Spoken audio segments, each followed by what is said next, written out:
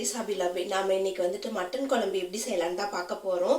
இது வந்துட்டு பேச்சுலர்ஸ்க்கும் பிகினர்ஸ்க்கும் ரொம்பவே யூஸ்ஃபுல்லா இருக்கும்னு நினைக்கிறேன். வாங்க வீடியோக்குள்ள போகலாம். அதுக்கு முன்னாடி நம்ம சேனலை இப்பதான் ஃபர்ஸ்ட் டைம் பார்க்குறீங்க அப்படின்னா சப்ஸ்கிரைப் பண்ணிக்கோங்க. கூடவே பெல் பட்டனும் ப்ரெஸ் பண்ணிக்கோங்க. வாங்க ஸ்டார்ட் பண்ணலாம்.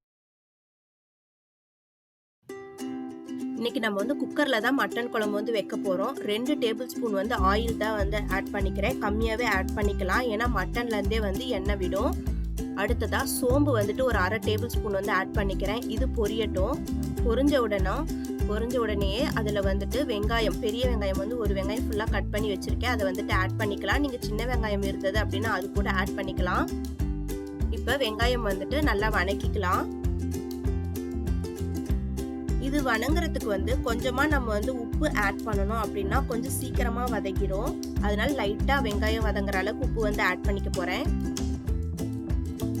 இது வந்துட்டு கண்ணாடி பதம் வர அளவுக்கு வதக்கினாவே போதும். ரொம்ப ப்ரௌன் கலரா வரணும் அந்த மாதிரி இல்ல, கண்ணாடி பதம் வர அளவுக்கு வதக்கினா போதும். அடுத்ததா இஞ்சி பூண்டு பேஸ்ட் வந்துட்டு ஒரு 1/2 டேபிள் ஸ்பூன் ஆட் பண்ணிக்கலாம். ஆட் பண்ணிட்டு ஒரு பச்சை வாசனை போற வரைக்கும் நல்லா வதக்கிக்கோங்க.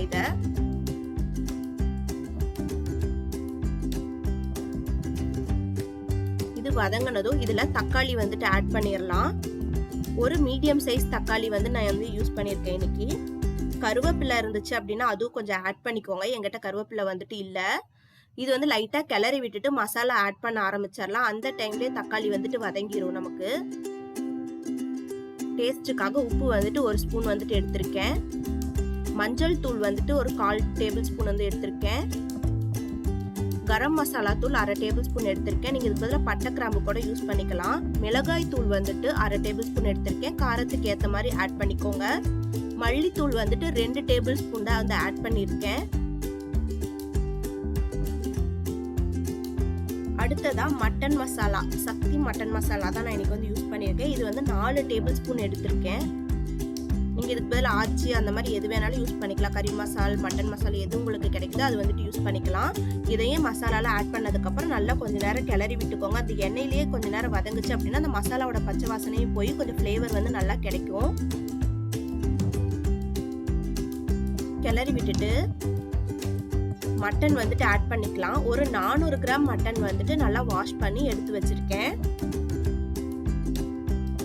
இதையும் வந்து கிளறி விட்டுக்கோங்க. இன்னைக்கு நம்ம வந்துட்டு தேங்காய் யூஸ் பண்ணாம தான் நான் வந்து கிரேவி வந்து பண்ண போறேன். இது வந்துட்டு நல்லா இருக்கும் தேங்காய் யூஸ் பண்ணாம பண்ணுனீங்க. நீங்க விருப்பப்பட்டீங்க அப்படின்னா தேங்காய் வந்து கொஞ்சமா அரைச்சு அதையும் வந்துட்டு இதுல ஆட் பண்ணிக்கலாம். தேங்காய் ஊத்தி வச்சாலும் நல்லா இருக்கும் கிரேவி குழம்பு. பாருங்க, இந்த மாதிரி நல்லா கிளறி விட்டதுக்கு அப்புறமா தண்ணி வந்துட்டு 1 கப் வந்துட்டு ஆட் பண்ணிக்கிறேன். ஆட் பண்ணிட்டு கலந்து விட்டு பாருங்க. நம்மளுடைய விருப்பம் தான், தண்ணி வந்து எந்த அளவுக்கு கன்சிஸ்டன்சி வேணும்னு நினைக்கிறோமோ அந்த அளவுக்கு ஆட் பண்ணிக்கலாம். பாருங்க, இது கொஞ்சம் திக்கா இருக்க மாதிரி தான் இருக்கு. அதனால இன்னும் ஒரு 1/2 கப் வந்து ஆட் பண்ணிக்கிறேன்.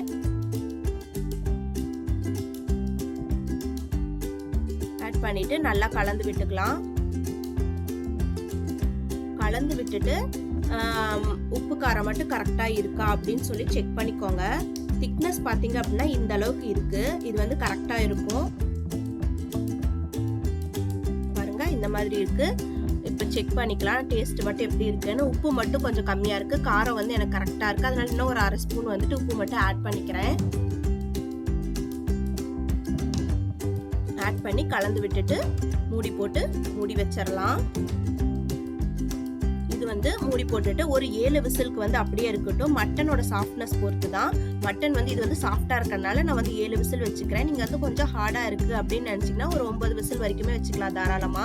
இப்ப பாருங்க, பிரஷர் அடங்கிடுச்சு. ஓபன் பண்ணி காட்டுறேன். பாருங்க, எண்ணெய் பாத்தீங்களா எப்படி வந்திருக்கு. நம்ம 2 டேபிள் ஸ்பூன் எண்ணெய் தான் ஊத்தணும். மட்டன்ல இருந்தே எவ்வளவு எண்ணெய் வந்திருக்கு பாருங்க. இப்போ வந்து கொத்தமல்லி இலை வந்து கொஞ்சமா தூவி விட்டுட்டு கிளறி விட்டு இறக்கணும் அப்படின்னா நம்மளுடைய மட்டன் குழம்பு வந்துட்டு ரெடி ஆயிடுச்சு. ஈஸியா சட்டுன்னு செஞ்சிடலாம். பாருங்க, இப்போ இது வந்துட்டு ஒரு பவுலுக்கு வந்து உங்களுக்கு மாத்தி காட்டுறேன். பாருங்க, இந்த மாதிரி தான் கன்சிஸ்டன்சி வந்து இருக்கு. உங்களுக்கு வந்து இன்னும் கொஞ்சம் திக்னஸ் வேணும் அப்படின்னு நினைச்சீங்கன்னா தண்ணி வந்து கொஞ்சம் கம்மியா வச்சுக்கோங்க. இல்ல இன்னும் கொஞ்சம் தண்ணியா இருந்தா நல்லா இருக்கும் அப்படின்னு நினைச்சீங்கன்னா இன்னும் கொஞ்சம் தண்ணி வந்து ஆட் பண்ணிக்கோங்க. ரொம்ப ஈஸியா சட்டுன்னு ரெடி பண்ணிடலாம் நம்ம. அவ்வளவுதான் ஃப்ரெண்ட்ஸ், நம்மளுடைய மட்டன் குழம்பு வந்துட்டு ரொம்ப சட்டுன்னு சீக்கிரமாக ரெடி ஆயிடுச்சு. இது வந்துட்டு ரைஸ்க்கு, இட்லி, தோசை, சப்பாத்தி எல்லாத்துக்குமே வந்து ரொம்பவே சூப்பரான சைட் டிஷ்ஷாக இருக்கும். கண்டிப்பாக ட்ரை பண்ணி பாருங்கள். உங்களுக்கு இந்த வீடியோ பிடிச்சிருக்கு அப்படின்னா நம்ம சேனலை சப்ஸ்கிரைப் பண்ணிக்கோங்க. கூடவே பெல் பட்டனை ப்ரெஸ் பண்ணிக்கோங்க. அப்போ தான் என்னுடைய அடுத்தடுத்த வீடியோஸ் உங்களுக்கு நோட்டிஃபிகேஷன்ஸில் வரும். வேற ஒரு இன்ட்ரெஸ்டிங்கான வீடியோவில் உங்களை வந்து சந்திக்கிறேன். Until then, bye from Gayathri. Thank you. Bye-bye. Take care.